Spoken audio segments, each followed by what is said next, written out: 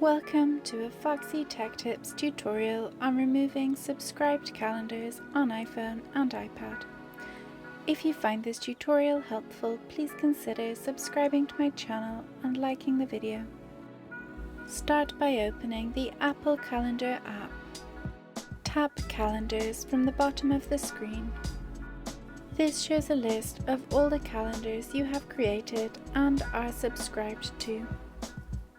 Locate the subscribed calendar you want to remove and tap on it. On the Calendar Info page, tap Delete Calendar from the bottom. That subscribed calendar has now been removed from your calendar app.